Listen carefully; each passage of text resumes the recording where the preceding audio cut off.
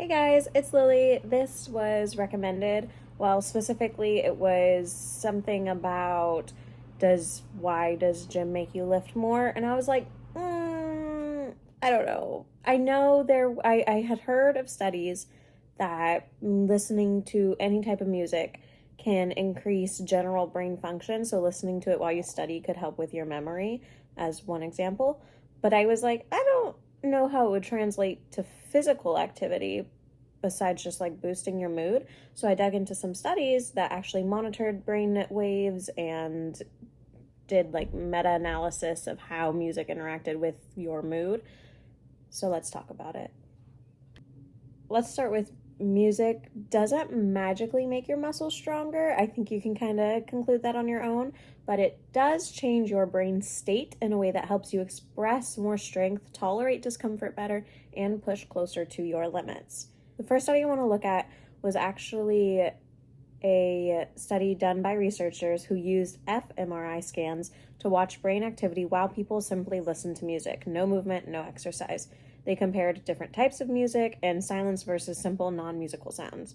They found that music activated multiple systems at once: your auditory cortex, responsible for your hearing, your motor areas of the brain, even though people weren't moving, and emotion and reward centers linked to dopamine expression, as well as attention and memory networks. What they concluded is that music doesn't just register as sound coming in, but it puts the brain into a state associated with movement, motivation, emotion, and focus, almost like the brain is preparing for action just by listening.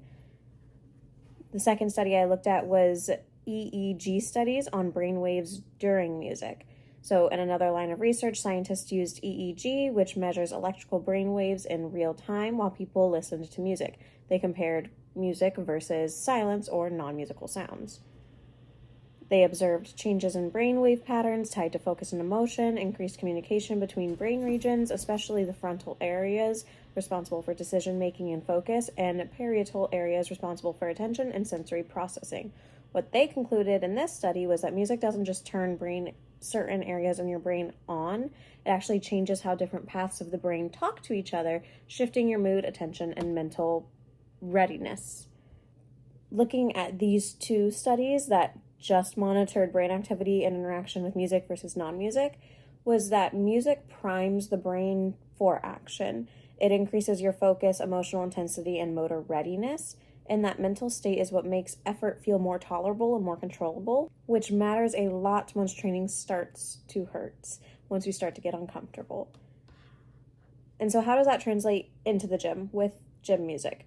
Once researchers took this brain primed state into the weight room, the effects showed up in performance. Bartolome published a study with some other researchers, specifically looking at bench press strength endurance. They took trained men who benched with and without self-selected music. So what they found was that there's no true increase in strength. None of them could lift significantly more, but they did find there were significantly more repetitions to failure with that self-selected music. So this could be boiled down to either they weren't truly pushing to failure in previous times they've tracked it, or that self-selected music actually allowed them to maintain effort for longer. Another study published by Arojo and some other researchers was looking at preferred music interacting with heavy lifting. Participants performed exercises like barbell curls and leg extensions with preferred music or no music. They found that the group who had preferred music playing had more repetitions, though the strength wasn't significantly increased. Allman published a study with other researchers looking at resistance-trained men benching while listening to either music they liked or disliked. So the previous one was either music they liked or nothing at all. This one was music they liked or specifically didn't like. And the results with preferred music showed more total reps, higher bar speed and power in early sets, and greater reported motivation, versus those with disliked music gave up sooner. They didn't experience those good things. So this is now the third study that preferred music playing increased your motivation, potentially pushing you not past your limit, but further than you would normally go. This one was interesting. It was specifically looking at listening to music pre-exercise. So think of listening to your hype songs while driving to the gym. Participants listened to music for just 3 minutes before lifting, and they still showed higher power output, faster bar velocity, more reps to failure, and higher motivation was reported. Even before lifting, the music had shifted the nervous system into a more ready state. Looking specifically at warm-ups now, so stretching in the gym, when lifters use preferred versus non-preferred music to warm up, they, again, were able to push more reps out and reported a higher motivation. But there was no big shift in how much weight they could move. So yes, it is largely psychological, but that's the point. When music makes you feel something, real psychological changes follow. So there was a lower perceived exertion, meaning the weight feels lighter. There was a higher nervous system arousal, leading to more motor units recruited. And there was a greater pain tolerance, meaning you didn't quit early.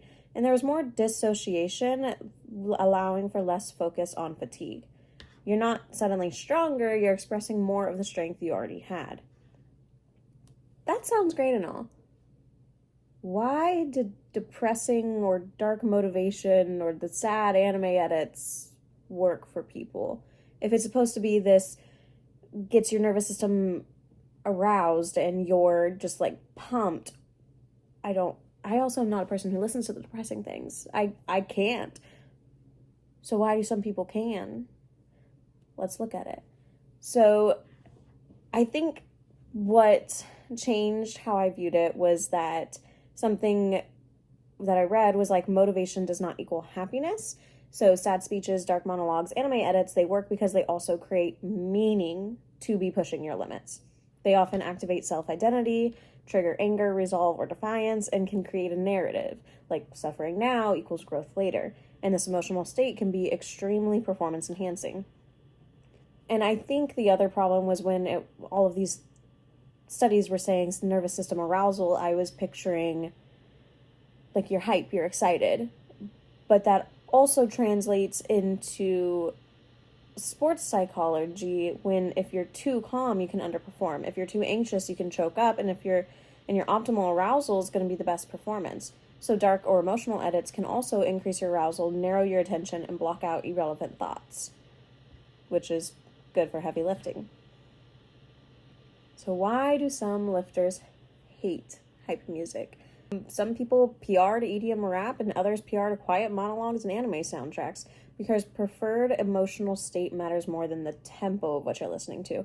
For some, loud hype music can be overstimulating, and dark focused audio tracks can control aggression.